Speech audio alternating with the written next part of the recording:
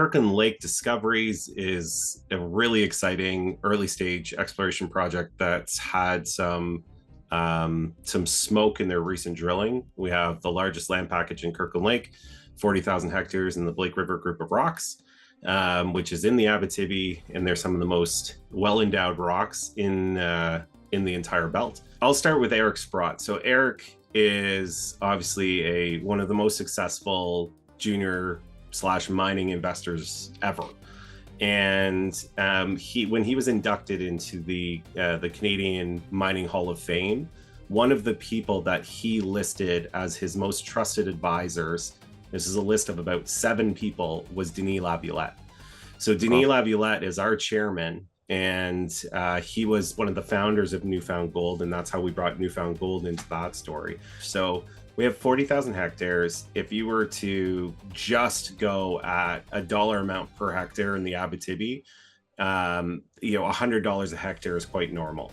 And so right there, just off the bat, you're looking at a $40 million market cap just in our land alone. Now, when you combine other pieces of that, a lot of those are patented ground. And so patented ground in Ontario and in the Abitibi basically allows you to build on it without any permits. You can drill on it, you can explore on it. So we have over 30 permits, we have over 30 patented pieces of ground that I could erect a mine on if I wanted to. And nobody can really have a say in that because it's already patented ground, which gives me the right to do so. And so there's obviously environmental restrictions or whatever that go along with it. But if you own the ground that way in Ontario, it's a huge, huge, huge advantage.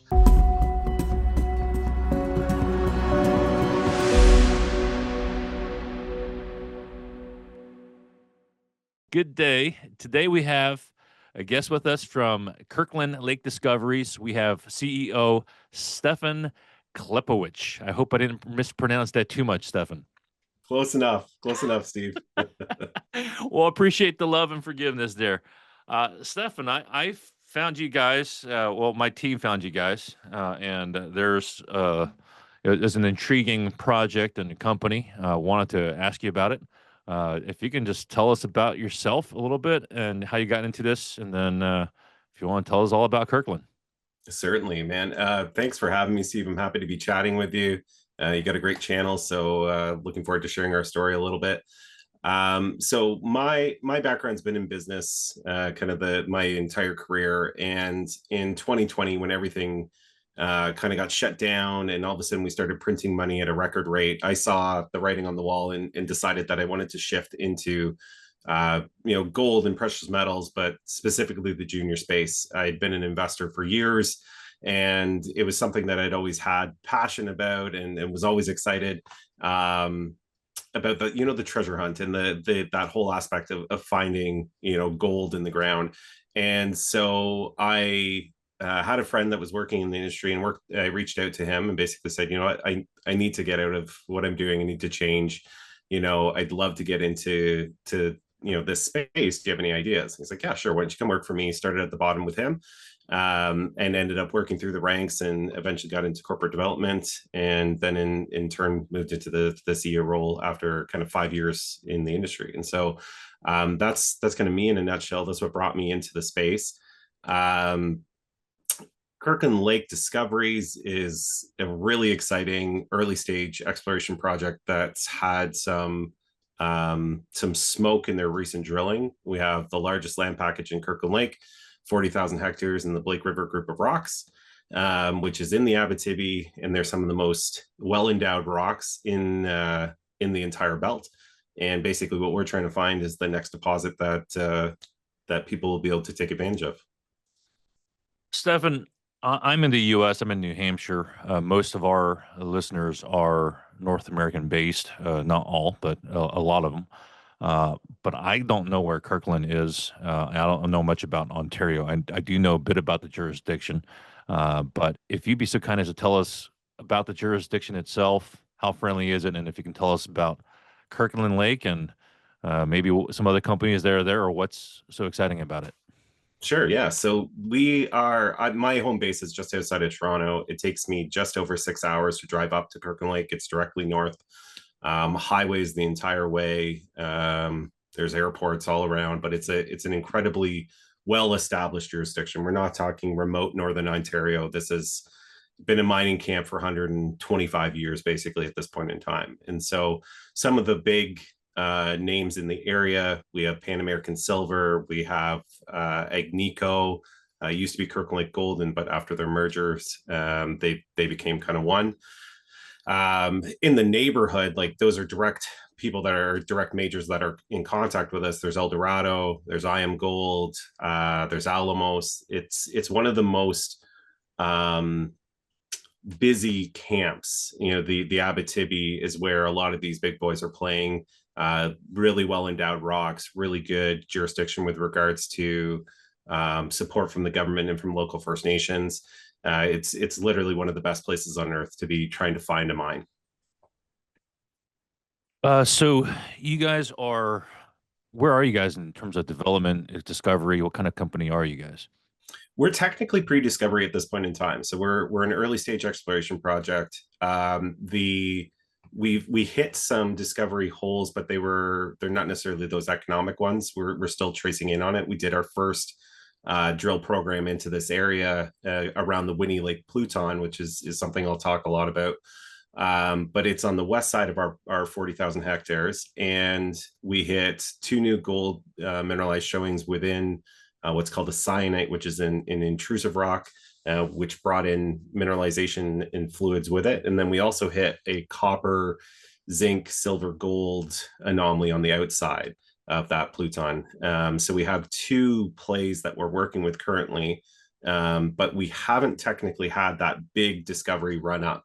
And this program that we're about to start drilling is what we think is going to be that play. Stefan, for those of us who aren't geologists, what's a pluton?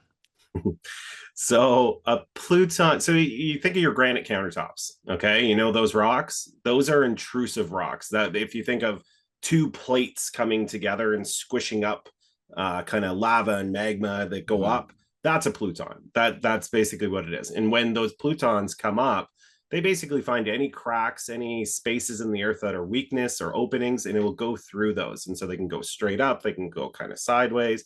Basically, they find any crack and make space of it. So if you think of squeezing a tube of toothpaste from the center of the earth, that's what's coming up.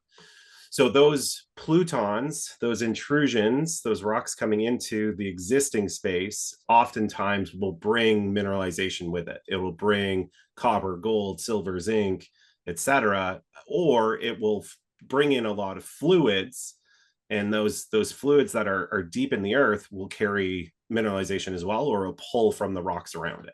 So those are very important in this band of rocks. They're closely associated with big deposits. So Stefan, you mentioned copper, gold, silver, zinc, maybe missing one, but are you guys primarily a gold company? I mean, how do you guys see yourselves? It's a great question, because up to this point in time, we'd always been a gold exploration company. We did soils back in 2024 and got all of these anomalies that were pointing us in a different direction, where you go, okay, based off this land package, we know that there are VMS potentials, there are intrusion-based potentials. But deep down, I'm a gold bug. That's why I got into the industry, like I said. So, you know, I'm a gold explorer first and foremost. At the same time, if the rocks are going to give us a copper, gold, tellurium, bismuth, cobalt, silver deposit, I'm not going to say, please don't. No. I'm a gold bug. I don't want that. So deep down, I am a gold explorer, but at the same time, I'm going to take opportunities as they present themselves. And this is, you know, when you get an economic grade on a drill hole, you're going to take it. And so we have, you know, again, deep down, I'm a gold bug, but we are exploring for critical minerals through that copper, zinc, silver, etc. And so it gives us a little bit of a leg up and a little bit more of an opportunity. If we find gold along with that, I'm going to be thrilled. So Blake River Group, Ontario Sleeping Giant. What is the Blake River Group exactly? And tell me why that's significant. So it's basically, there's two cracks in the southern Abitibi, two massive regional structures. And these cracks go down to the bowels of the earth. There's one at the north side, and that is the Jester Porcupine. And then to the south side is the Larder Lake Cadillac Break. And basically between those, in that area, in between those two big cracks, is the Blake River group of rocks. Now, in those rocks across the provincial border, so if you think about your state borders, it'd be like going from I don't know, Maine to New Hampshire type of thing. I think you guys catch, right? So Yeah. it's not necessarily like the rocks change at that border, right? They're going to carry Yeah. through. It's just a man-made line. And so that's Right. the same thing that we see in the Blake River group of rocks is on the Quebec side. There's all these mines. There's, 160 plus $billion worth of metals have been extracted from the Yeah. rocks there. And then you go to the Ontario side, you hit that line, and absolutely nothing has been found. There's been one mine, and that's the Upper Beaver, which Agnico holds currently and are putting into production. But other than that, there hasn't been any discoveries. And so we look at this as this massive opportunity that's been overlooked. Yeah. And some of the reasons for that is there's less money that's been spent on the Ontario side. You can see the mapping resolution when you look at our deck. There's a 1 to 50,000 on the Quebec side versus a 1 to 250,000. That's like a 1960s TV versus our 4K TVs now, right? Which one are you going to see more on?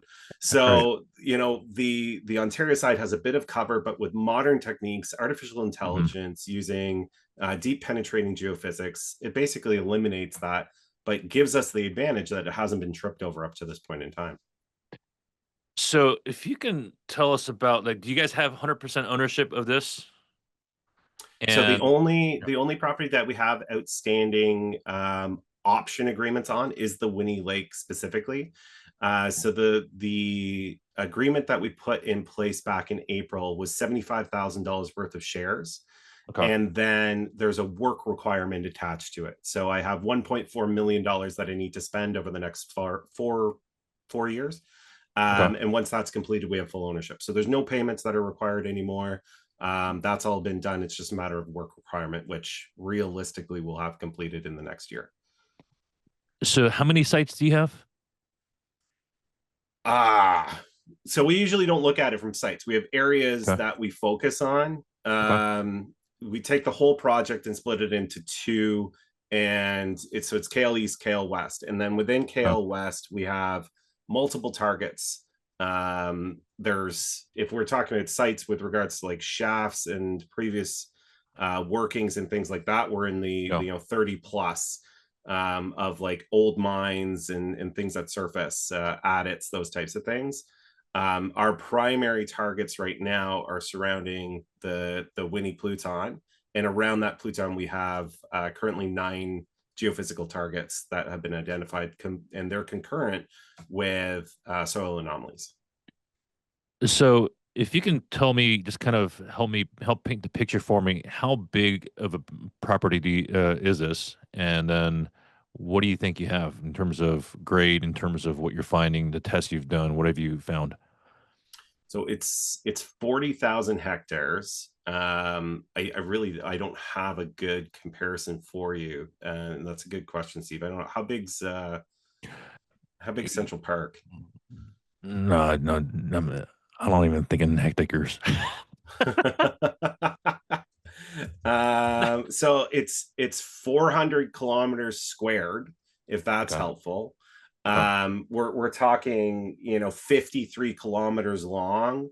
If I were to put that in miles, like 40 miles long basically by 15 miles high. It's huge. It's an absolutely massive land package. Yeah. When we compare that to the size of a mine on the Blake River Group on the Quebec side, they're Yeah. usually about 400, 500 meters wide type of thing, and they just go super deep.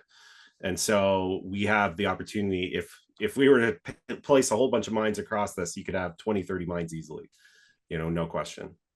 So you mentioned the Quebec side. The whole New Hampshire, Maine thing was very helpful to illustrate that.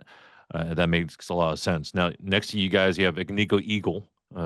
They're producing. If you can tell me a little bit about the peers that you guys have in the area, and what might that indicate about what you guys have?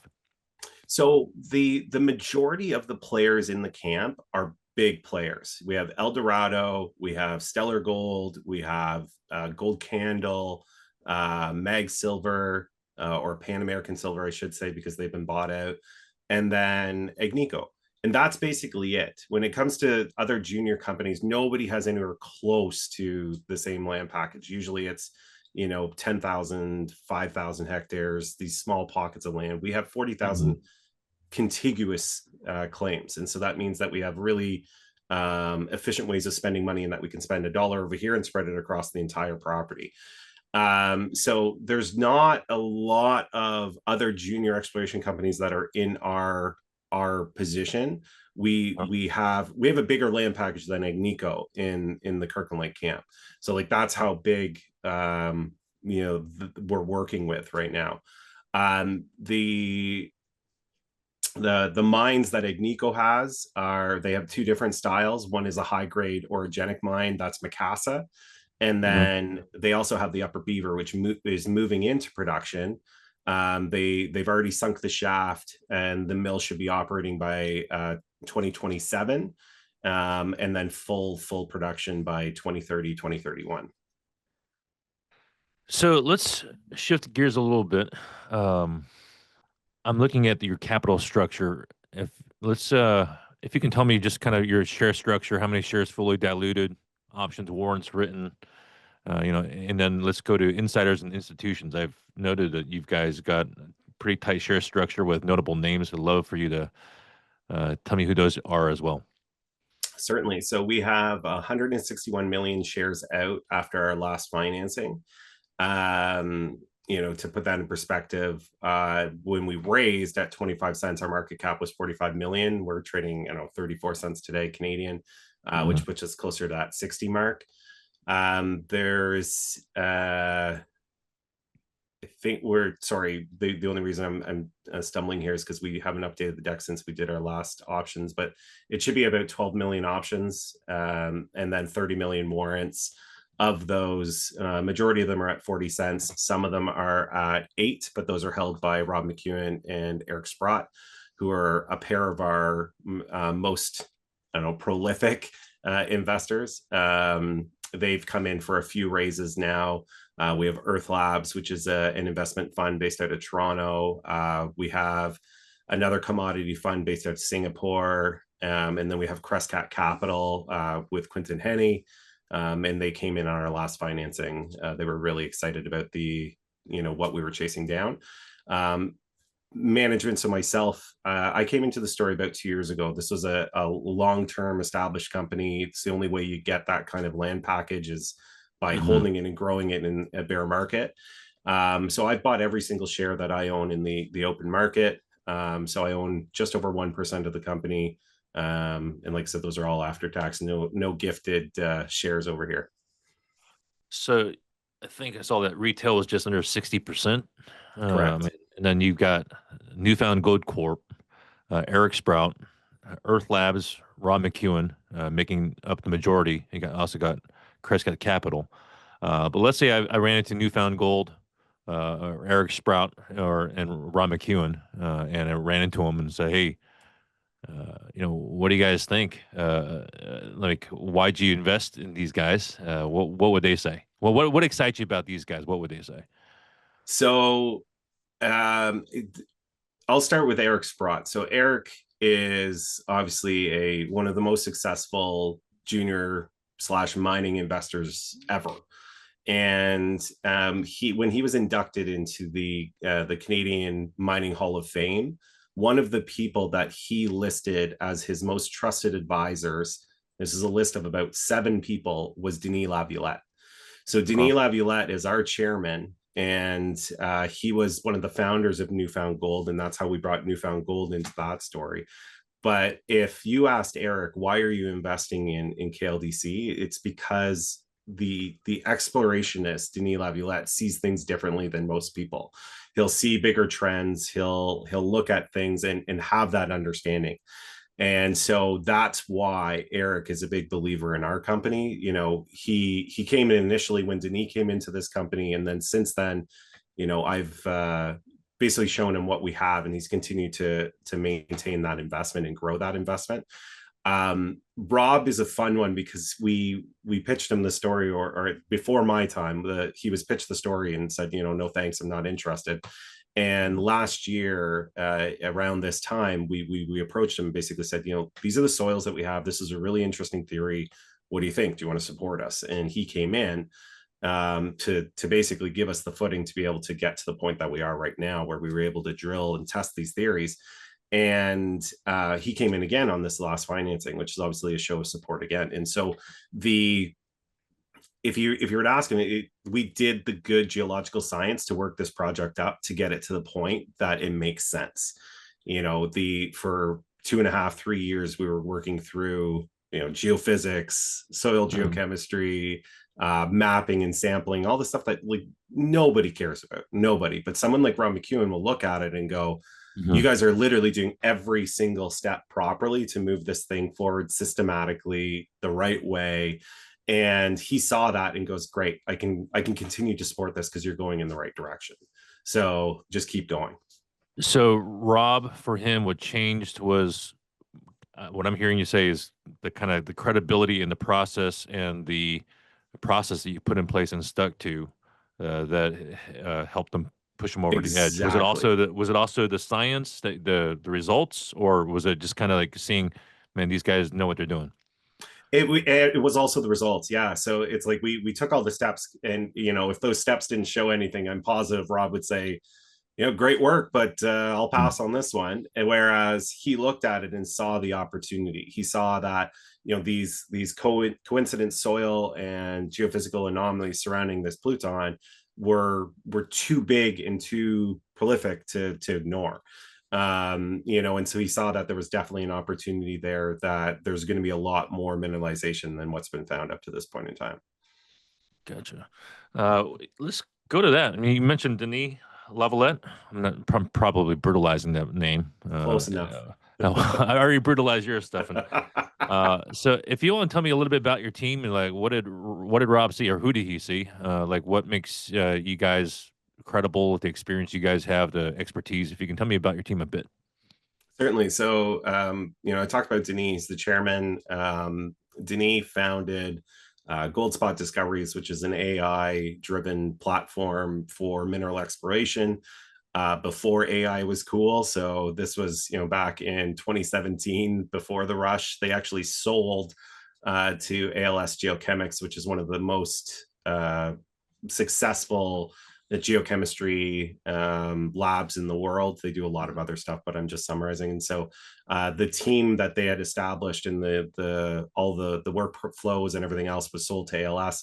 And that was when they pivoted from Goldspot to Earth Labs and became an investment fund primarily based out of Toronto, which is what his passion is that, funding junior exploration. That's where he kind of shifted from exploration into the capital markets. And so basically combined his two passions.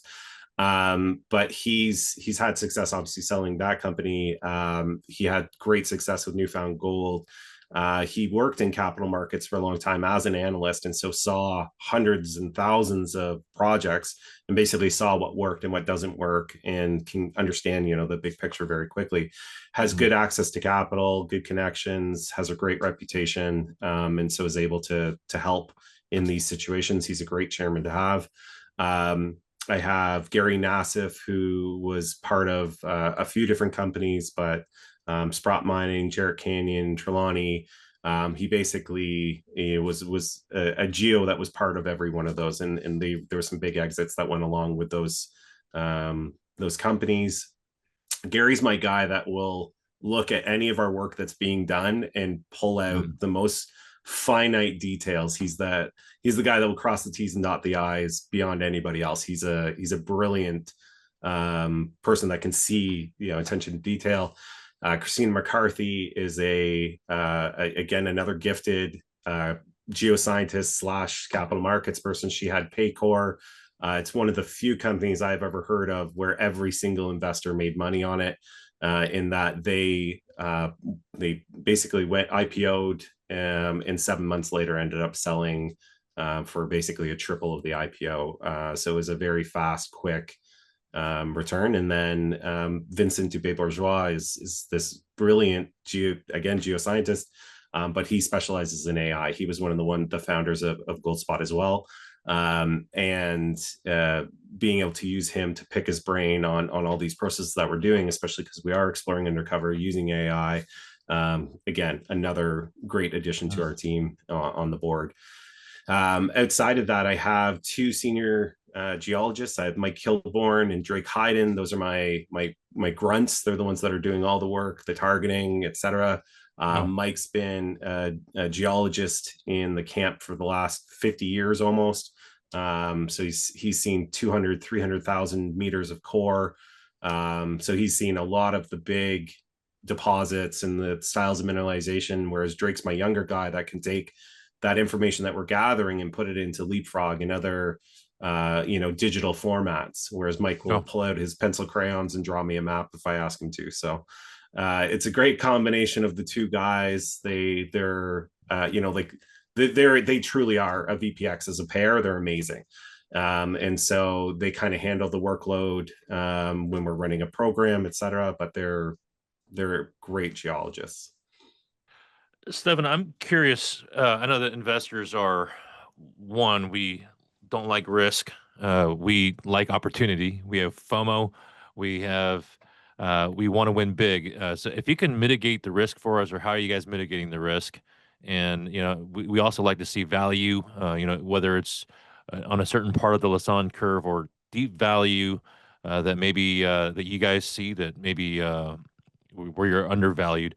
If you can tell us about the value, where is the deep value for Kirkland, and what are the risks that you guys thought through and are working out?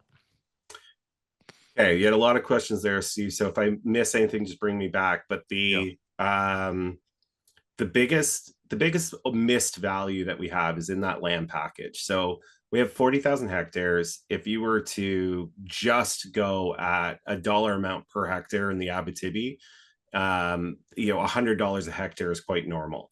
And so right there, just off the bat, you're looking at a $40 million market cap just in our land alone. Now, when you combine other pieces of that, a lot of those are patented ground.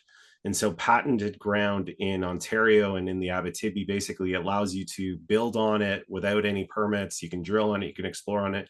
So we have over 30 permits, we have over 30 patented pieces of ground that I could erect a mine on if I wanted to. And, nobody can really have a say in that because it's already patented ground, which gives me the right to do so. And so there's obviously environmental restriction or whatever that go along with it. But if you own the ground that way in Ontario, it's a huge, huge, huge advantage. Some of the other things, when we're talking about where we are on the Lassonde curve, we're extremely early still. Like I said, we haven't truly hit that discovery. We've gotten smoke, we've gotten hints, and that de-risks the project in that there's signs of mineralization across our entire property. There's mineralization, high grade gold, copper, silver, zinc, you name it, it's everywhere. It's just a matter of finding where it's pocketed and where there's enough of it for it to be economic. And so we've also done a lot of other work to de-risk through broad scale soil geochemistry, broad geophysics, regional geophysics, mapping, sampling, etc. Those things are what de-risk a project. And a lot of times when you're getting an early stage or a low valuation for a company, it's because they haven't done any of that work yet.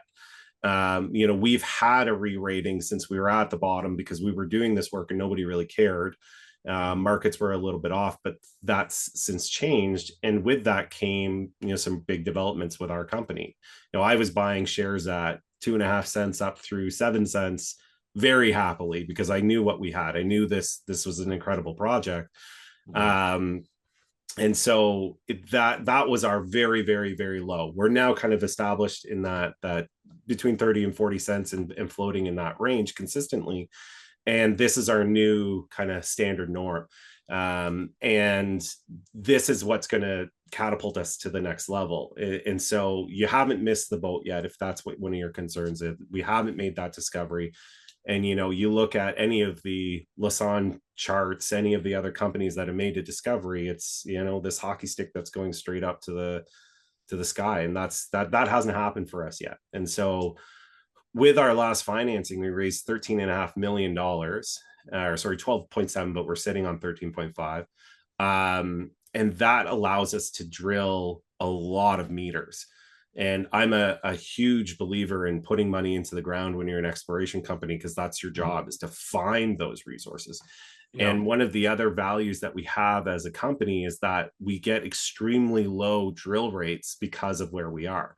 It's not, because there's, special ground or something like that. But what ends up happening is we draw from the entire Abitibi for drill contractors. And so we had 8 people bid on our current drill program, and that makes it competitive, right? So you can basically pull the best service provider and the best cost and combine it. That this is, a very unique situation. And so our summer drill program, where we did 1,700 meters, it ended up costing us $220 a meter Canadian, all in. That's, drill costs, room and board, geologists, assays, everything. Yeah. And so we can run very, very efficient programs because of where we're located.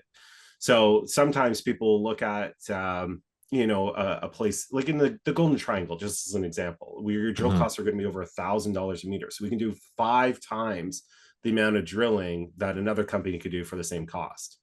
So that's a huge piece of it. And one of the last ones that I find, exciting and something that really is hidden value for us is that we don't need to find a 5 million ounce deposit for it to be economic.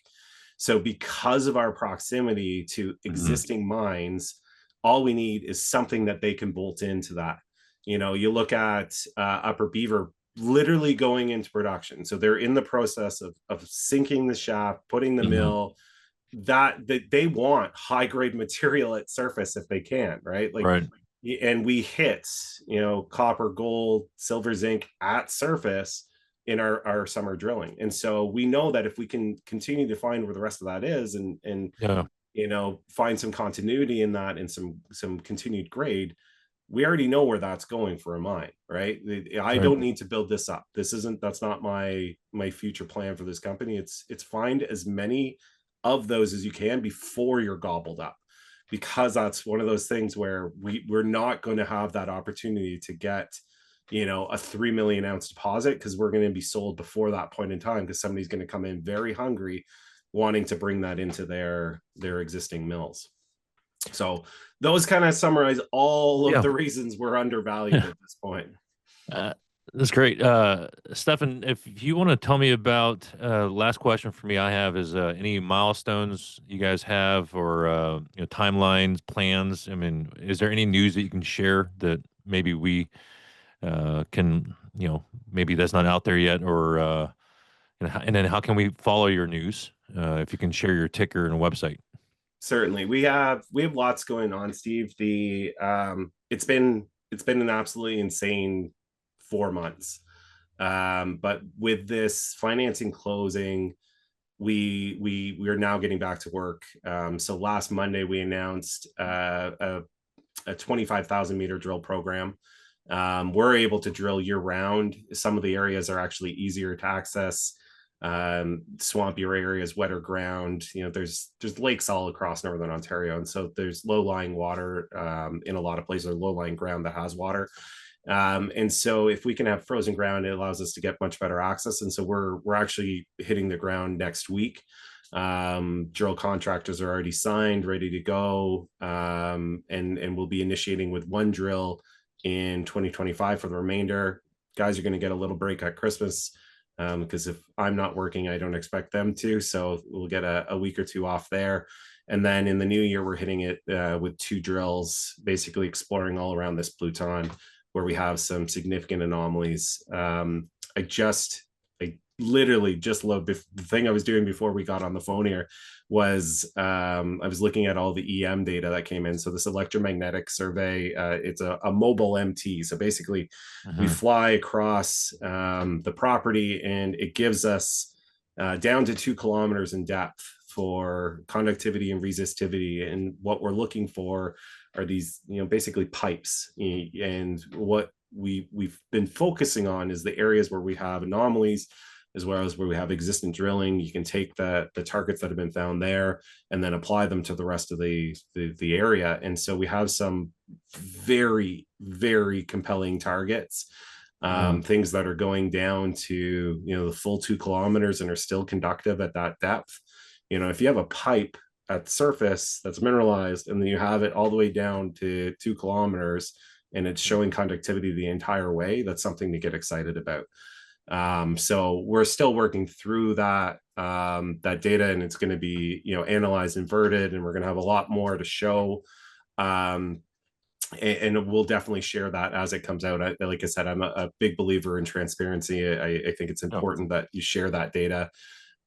We do a video series that's like nothing else in the industry. It's called KLDC Treasure Hunters.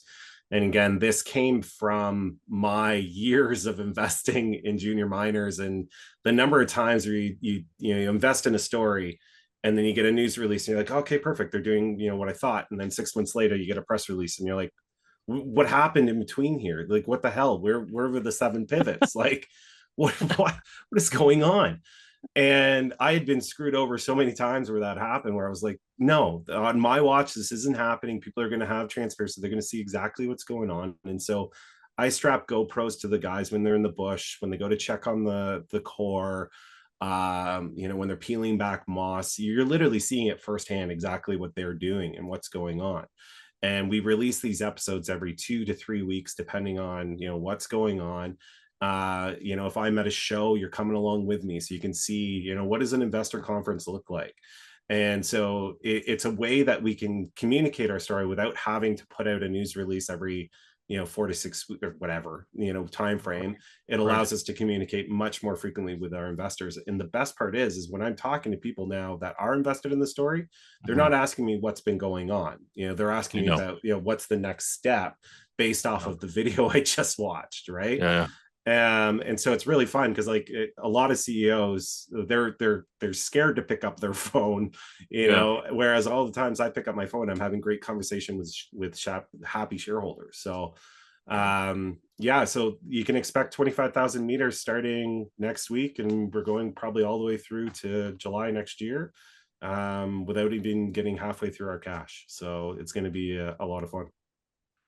Stefan, if you want to just give me the Treasure Hunters or website for your company, as well as the ticker, any way for people to find you guys. Sure. So kirklandlakediscoveries.com is our website. On YouTube, you can either search KLDC Treasure Hunters and you'll find it, or you can put in at Kirkland Lake Discoveries. And then ticker, so we are on the OTC, it's KLF, and then primarily traded on the venture, which is KLDC. Awesome. All right. Full disclosure, Stefan and Kirkland has not paid for this interview. I currently am not an investor, although that may change. Stefan Sklepowicz, thank you so much for your time, for sharing your story. No problem, Steve. Happy to be here. Thanks.